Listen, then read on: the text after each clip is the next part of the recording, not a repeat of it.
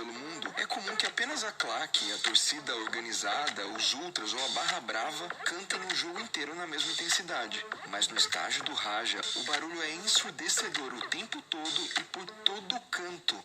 Jogar de visitante ali pode assustar muito o jogador no início de carreira. Quer uma dica? Procure por Green Boys Raja no YouTube para ver algumas das loucuras da torcida no estádio.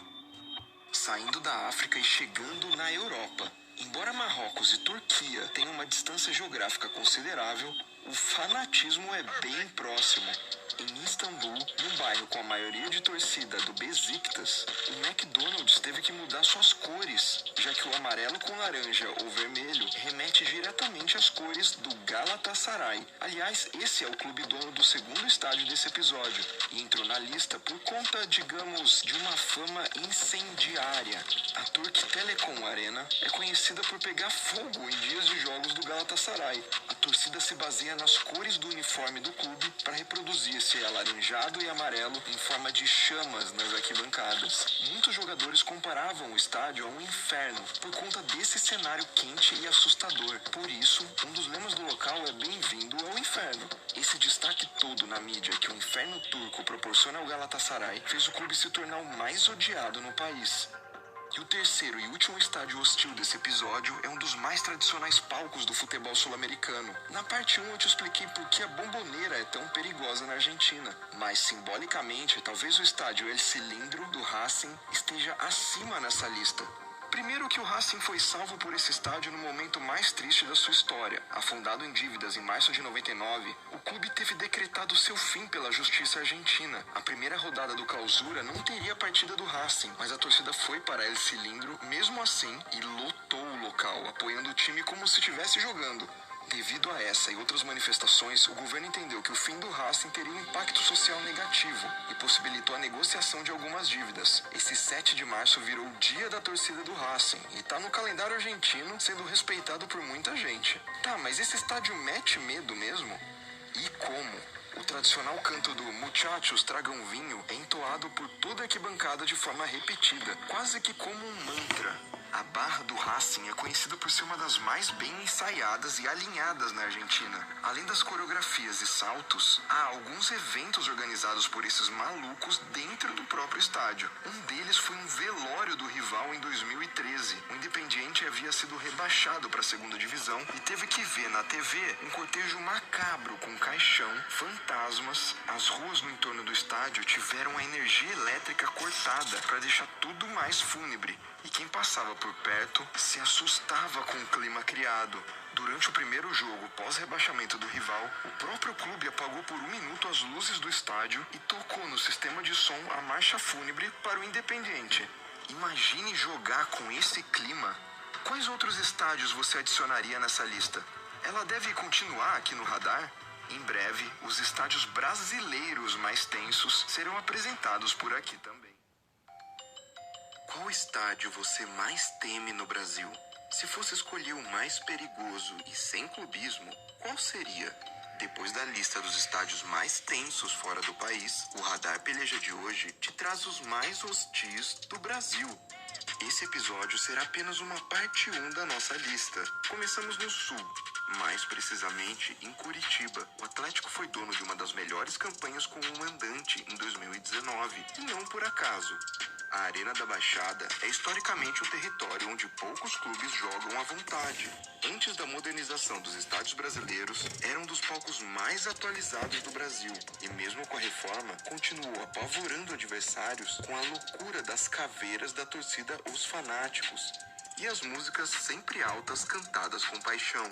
O São Paulo, por exemplo, ficou 18 jogos seguidos sem vencer por lá. Foi um tabu de 20 anos carregado nas costas. É sempre bom lembrar que o jogo de ida da final da Libertadores entre Atlético e São Paulo em 2005 foi realizado no Beira-Rio por determinação da Conmebol. O Furacão, na ocasião, perdeu a chance de abrir vantagem em seu temido território e teve que se deslocar para Porto Alegre em outra atmosfera. E por falar em atmosfera, lembra da frase "caiu em Itaquera, já era"? A expressão foi criada por conta da dificuldade dos adversários. Sua já não tão nova arena. O que mais impressiona no local é a acústica com os gritos das organizadas do setor norte. A saída dos vestiários é pouquíssimo receptiva aos visitantes. Bem-vindo ao hospício, diz o túnel. E o bando de loucos na caixa vibrante que é a arena causa pesadelo até hoje nos adversários do Brasileirão de 2017. O acesso à Arena do Corinthians é ótimo. Estação de metrô, estacionamentos e um espaço aberto ao redor. Esqueça tudo isso nos nossos próximos 2 estádios da lista. Próximo de São Paulo fica a cidade de Campinas. E lá vive uma das torcidas mais insanas do país, a da Ponte Preta. O estádio Moisés Lucarelli já recebeu punições severas e teve portões fechados por quase 1 ano. A proximidade do gramado com o alambrado chega a impressionar. Na Copa Sul-Americana de 2013, a Ponte foi finalista e teve seu estádio apelidado de La Bananeira, referência à bomboneira, e também à macaca, mascote claro, que come bananas. Juvenal Juvencio, então dirigente são paulino, usou do regulamento para pedir à Conmebol que o jogo de volta não fosse realizado no estádio pontepretano. A partida foi transferida para Mojimirim e os campineiros dizem até hoje que Juvenal e o São Paulo sentiram medo do Moisés Lucarelli. Diversos árbitros aposentados já apontaram o Majestoso como um dos mais difíceis para se apitar ou ser bandeirinha. A torcida inflamada usa da hostilidade e vez ou outra acaba perdendo a boa e invadindo o campo.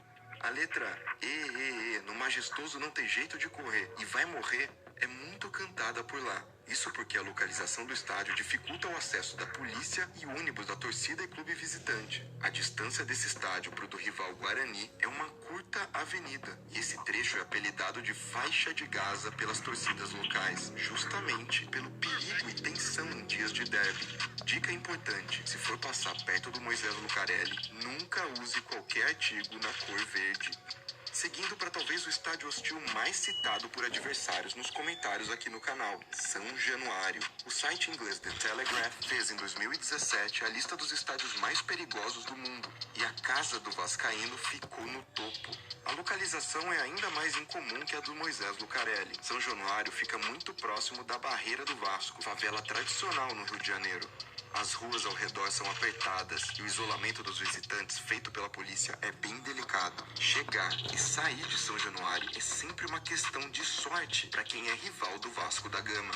Dentro do estádio, apesar da proximidade das organizadas ao gramado atrás do gol não ser tão absurda como em outros campos pelo Brasil, os jogadores sentem o peso de se enfrentar um dos mais míticos e assombrosos palcos do futebol mundial.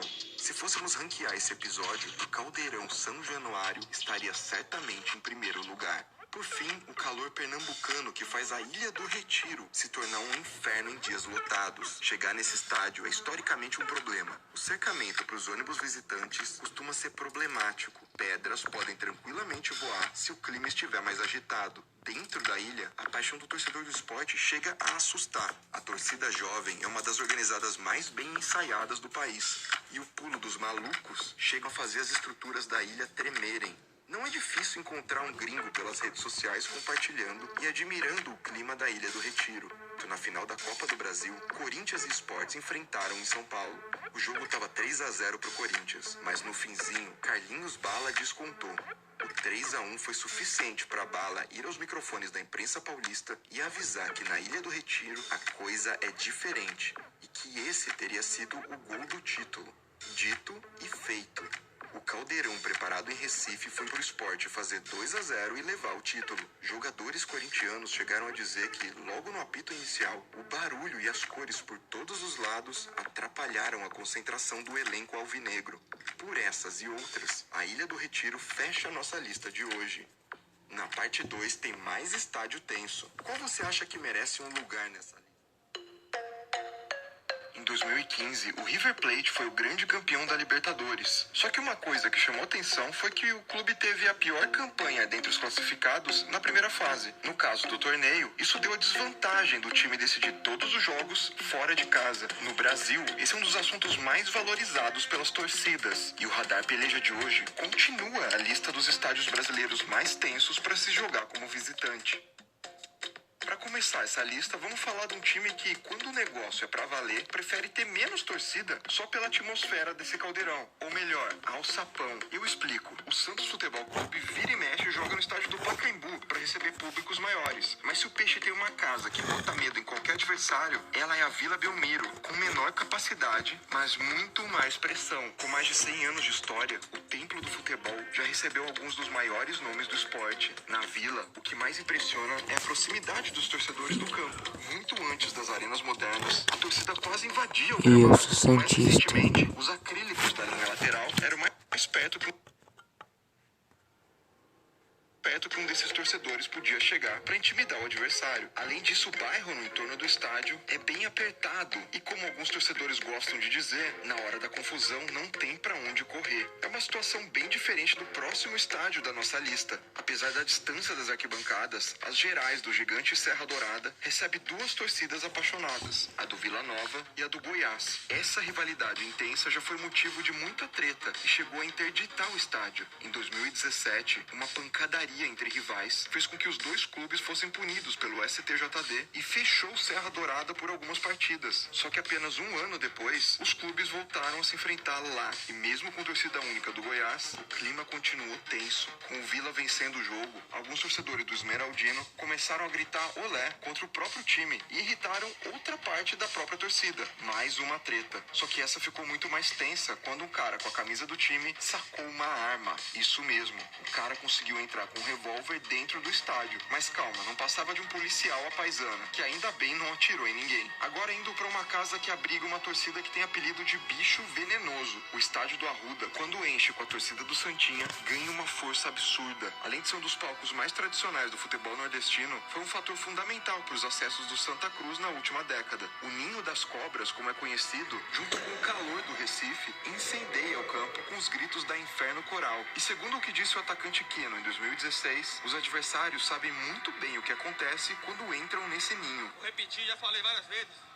Tem que sofrer que são eles. Quem cai aqui tem que sofrer. Saindo do calor da região Nordeste e indo lá pro Sul, mais precisamente Porto Alegre, o estádio caçula dessa nossa segunda lista deixou para trás uma casa tradicional e se tornou o lar de uma das torcidas mais fervorosas do país. A Arena do Grêmio, desde que foi construída no bairro Humaitá, foi abraçada pelos tricolores e temida por adversários. Em um dos maiores clássicos do Brasil, o Grenal, a casa faz diferença. Até a publicação desse vídeo, o Inter só venceu uma vez na Arena do Grêmio, lá em 2014, mas foi nas campanhas da Copa do Brasil de 2016 e da Libertadores de 2017 que o lugar ganhou seu espaço na nossa lista. Foram nessas competições, nesses anos, que os oponentes sentiram a pressão da torcida fanática para reverter resultados e buscar classificações. Isso, claro, muito se deve à voz e aos instrumentos da Geral do Grêmio, considerada por eles mesmos a primeira barra brava do Brasil. Mas se é para falar em reversão de resultado, a gente viaja para o lugar que mais viu virada maluca nos últimos anos. A Arena Independência, a casa oficial do América Mineiro, ganhou outras cores na Libertadores de 2013, o preto e o branco. Nas fases finais, o Galo decidiu em casa e nas últimas 3 teve que reverter resultados negativos na Independência. Junto com o canto de Eu Acredito, o bordão criado depois daquele timaço de 2013 pegou, caiu no Horto, tá morto.